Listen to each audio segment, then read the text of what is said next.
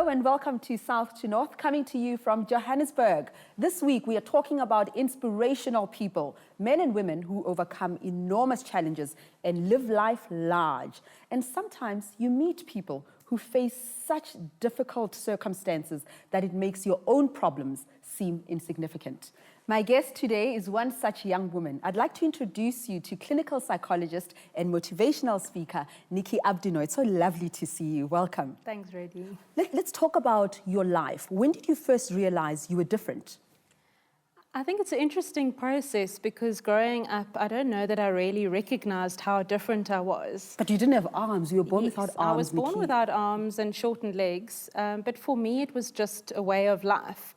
And when everybody's learning to play with toys with their hands, I just used what was available to me, which was my feet.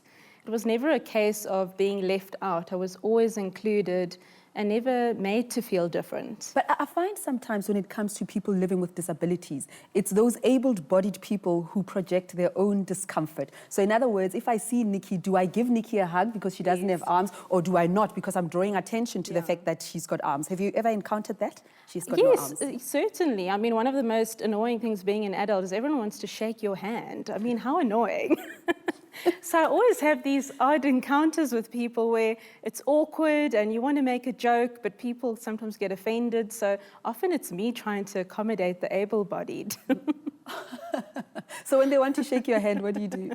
Well, I'm trying to come up with good one-liners, but at the moment I'm just sticking to, sorry, I don't have any arms.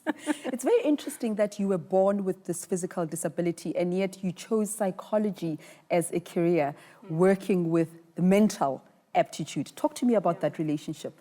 It's when I had a friend with a psychological problem. She suffered from anxiety and depression. It was the first time that I realized how a psychological challenge can impact on your functioning just as a physical one. And that's really what ignited my passion for helping people overcome psychological challenges. And your field of work is cognitive behavioral therapy. Can you tell me about that? Well, studying psychology, you get exposed to different theories, and it was only when we started learning about cognitive behavioral therapy, or CBT, is that I realized, wow, this is a therapy that I've been using all my life, but I had no idea. And what cognitive behavioral therapy is basically saying that it's not your situation, but how you think about your situation that determines your emotional behavioral outcome.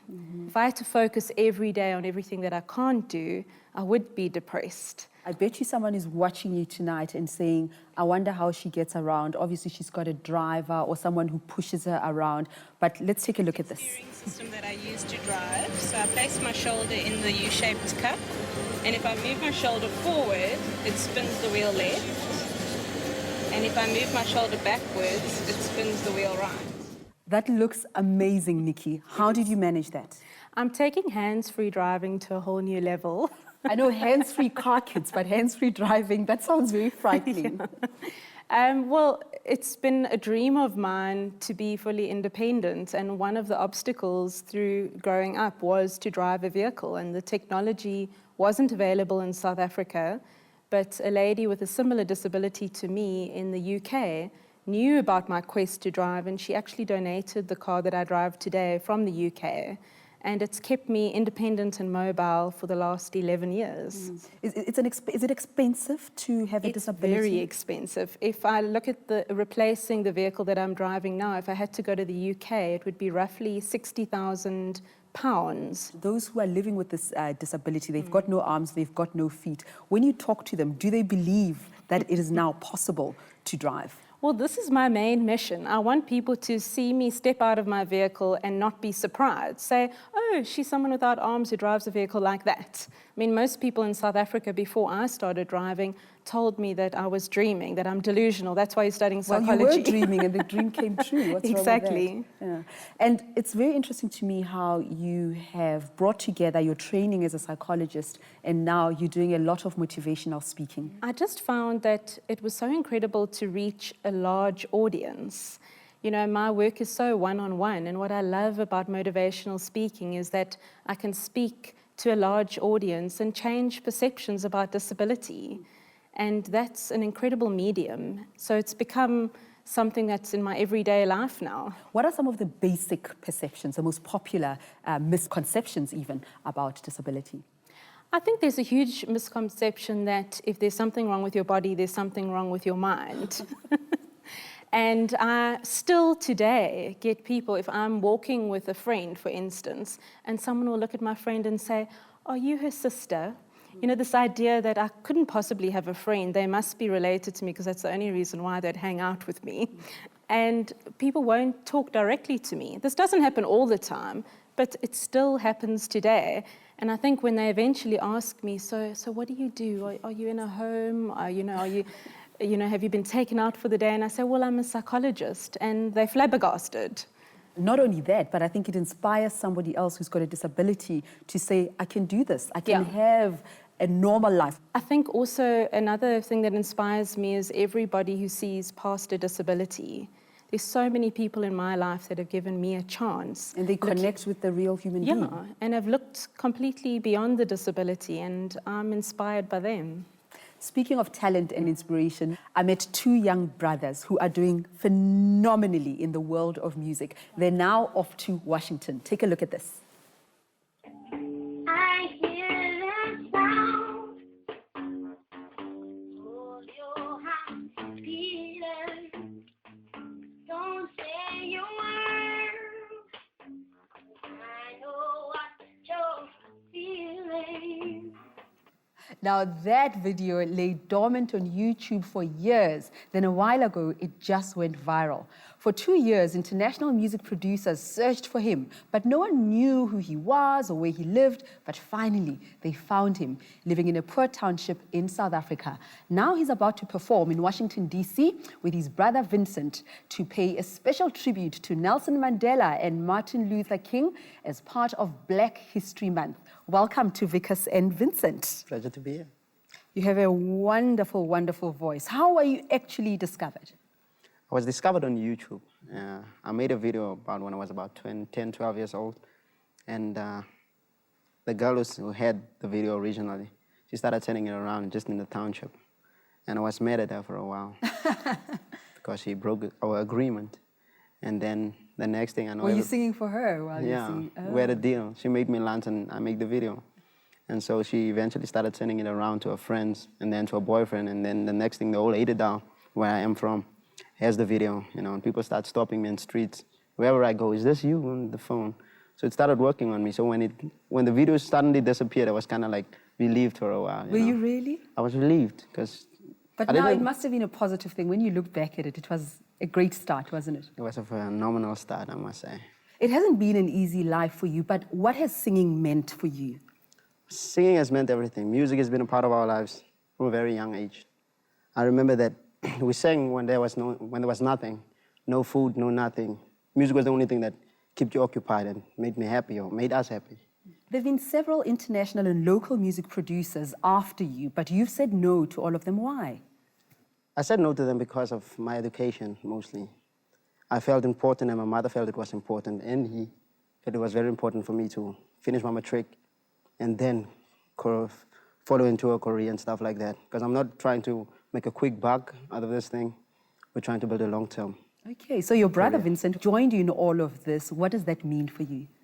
What is his role as well? It's great having him. Every day it's fun, he makes my life interesting. I must say, and he's a great friend, he's a mentor. He even helped me when I'm in studio producing a track or laying it down. He's always there saying to me, Vicus, you can do that line better. That chord sound a little bit off, tune the guitar there and there. So it's nice working with such a great You look up to man. Vincent, eh? Yeah, in more ways than I think you notice. He's blushing, I think. I can't believe it. You really, what did he say? I can't believe it. Can't, has he never said this to you? No, not in person. So there you go.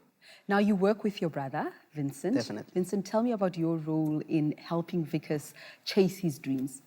I'm actually there to keep him in line, to get him focused, and to make him understand what's important now at this moment in space and time.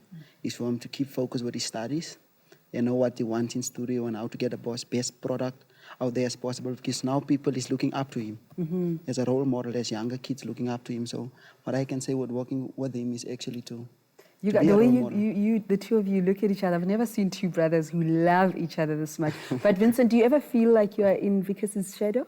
Never, because since we grew up together, I always said I will put my younger brother first, and he said he will put me first. So I never feel left behind. Whenever he shines, I will be there to support him, and I shine one day, he will there to support me.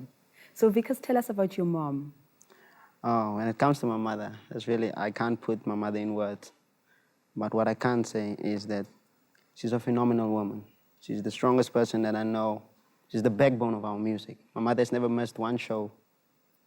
Wherever we went, she was there. Unfortunately now, because of things changed, me moving to Joburg to pursue our music career, and me studying now and him studying. It's unfortunate that she's staying there, but she's up to date with everything that we do. But your mother made quite sure that the two of you stayed in school, hey? She's played a big role in who you are today. Yeah, she whipped us. You know? She whipped you. Yeah. You too, Vincent. Discipline. You think that's a good thing? Did that help you shape up? Yeah, it's definitely It is definitely a good thing. it made us who Because we are. I dropped out of school because of stubbornness, and I went back to show my younger brother that even if you drop out, you can go back. So you had to be a positive role model. Yes. What about your father? What can you tell him? What can you tell me about him? My father is more of a comedian. He was very abusive when he was married to my mother. So my mother had to take the initiative in divorcing him and taking us with her and keeping us in line in school and in church. So basically about my father, I can't really say much. How did that affect you? Did that shape your It actually views? made us strong in the end. Like now we know how to respect women because we see what our mom went through in our life. And I'm sure you're not the only family coming from a poor background that had abuse. How difficult was it being in the townships with all that violence and children dropping out of school? Well, back then, it wasn't really actually something new. It was something that occurred every day. So when you're in the street, you smile, you're happy. You don't want other people to know your problems, what's happening in your house. So back then, really, all we did was when we had a show, even when there were shows that we are supposed to perform at 6 o'clock. 5:30, my father's still beating us, and he's crashing the place up. Then we just have to get our clothes ready and move and run away from the house and to go to talent shows. And when you come to the show, people are so happy, they're in the mood to party. And then you sitting there with that memory in the back of your head, you don't know what to expect when you go home.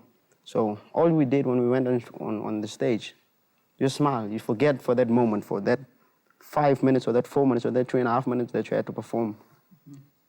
That was your world that you lived in, because that was your happy moment. Yeah. Because after that, you're back to reality. What's your message to young boys like you who feel trapped in that world from which you escaped? Well, my message would be unto them. Circumstances were never created to change you. You were created to change them. So that's a positive thing that you must keep in the back of your mind, no matter how dull the moment looks. And Vincent, what do you say? I will say you have to know who you are as a person and try to see where you're going and then head for that goal. That's fantastic. Now, we saw that very cute video of you as a 10-year-old, but how long have you been performing now professionally? About 2 years. This will be the second year. And how do you feel about going overseas? I'll let him answer that. Big brother? His answer will be, I'm overwhelmed. Yeah, that Mine will be, I'm so grateful and thankful for the opportunity. It's our first time going, and I had this freezing cold, a little bit Minus scared. 10.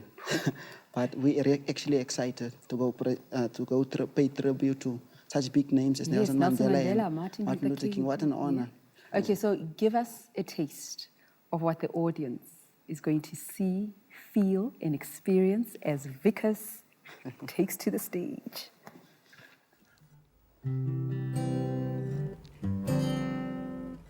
When will I see you again?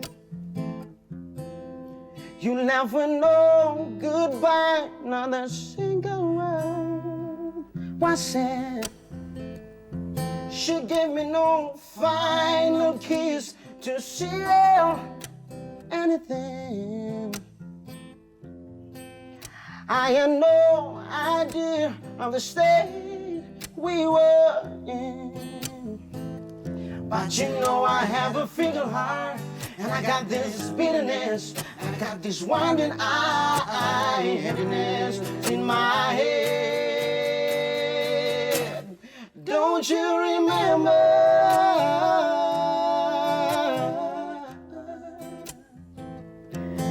Don't you remember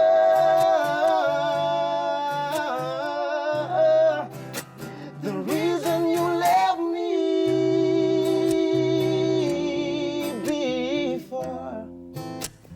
Baby, please remember me once more. I think the current world sensation Adele would be very proud that Vicus and Vincent did her song in that manner. I can see why people compare you to Michael Jackson. Thank you. There's no words for Michael Jackson. You know, that man is an icon, he's a legend. His music is legendary. It means a lot to where I come from, you know, seeing people dance like him, imitating his music, his spirit, and just the way he's a humanitarian, you know. He gave so much to the world. Well, I suspect you're going to be very excited to learn who my next guest is. Just stay tuned for that. So it looks like him, it certainly sounds like him, but no, it isn't Michael Jackson. My final guest for today is an award-winning Michael Jackson impersonator from Las Vegas. Welcome, Kenny Wizz. How do you do the moonwalk as you walked in? Welcome, please have a seat. What do you think of Vicus and Vincent? Are they budding Michael Jackson? Very impressive. So talented, actually, you know, naturally and raw talent. You don't find that too much, you know, today. You know, so it's, and a lot of it has to do with the approach. Like I heard him talking, you know, he doesn't want to make a quick buck on it and everything. He wants to do things the right way. That's absolutely the right attitude to have. Do you think Michael Jackson is a great role model for children all over the world, especially here in Africa? Well, absolutely, because, you know, he went through it himself during a time when the music was just so different for him at a young age, and the people that he had to look up to. And what makes him that much greater is because, you know, musically, there wasn't a lot innovative-wise as far as how they recorded music. It was pretty simple and plain. And for him to come through the different technologies in his career, during his career, and use that to his advantage and know how to use it with his talented voice as well, settle out for him. And, you know, it can only go further with people that look at him, or young kids even that look at what he's done. So, Wiz, have you had surgery to look like Michael? No. This is, I consider the makeup, I'm a makeup artist myself, so the makeup is a part of the costume, you know, and a part of the character, which is the role that I play. I'm basically a performing actor. So when I take it off, you know, no one knows who I am. I'm just a normal guy, and you'd never recognize me or anything. So. Why did you become a Michael Jackson impersonator? As a teenager in Los Angeles, I was a street dancer, street performer, and that's when the whole breakdancing was out and all of that. And me and my group used to perform late at night at the shops that stayed open late, and people saw us a lot, but that was the time when the Thriller album came out. And at that time, the hairstyle was the short curly hair look, which was, you know, Michael Jackson himself was influenced by the Thriller album cover, because that was a new look for him compared to the Off the Wall album. So, did you ever meet him? Never had the opportunity to meet him. His mother has seen me perform in Las Vegas. Jermaine Jackson has been to my show before, and I've met Janet LaToya. I've met several of the family, but... How do they respond to you? His mother told me, she told me that I was doing a good job and to keep up the good work. So that in itself went a long ways for myself. I mean, you have to understand, doing what I do, I don't personally expect to get a lot of accolades or fame or fortune out of it. I'm doing this strictly as a tribute to a legend, to someone else. So I've never based this, what I do, about me. How do people react to you now that Michael has passed on? Is it different, the reaction? Basically, when that happened, I retired my act. So I was 25 years in at that point, and I had no desire to keep going, because it was always about my tribute to a living legend. So, and I always based what I did off of what he did at that time or released. Whether it was a new video, I had to follow that or learn the choreography or that song and implement that in the show that I was What in. about the real you? When does the real you come out? No one knows who I am, and like I said, I'd prefer it that way because it's so much hard work that goes into what I do, that the rest of recovery is most important for me. And you know, I just like to be a regular person like everyone else, which is that's what Michael Jackson himself didn't have. Are there the people who opportunity. don't like what you do? There were people that didn't like what Michael Jackson did, so I'm sure, you know, there's people out there, but that's something you just have to be able to not focus on. You know, for every plus, there's a minus. You know, there's a balance of even scale in life, so anything you do is going to have, you know, another side to it. Okay, Wiz, indulge me, please. What color are you underneath all that? Let's just say I'm in the motherland right now. Well, Wiz, thank you very much for joining us. Thanks indeed for visiting us on South to North. Pleasure.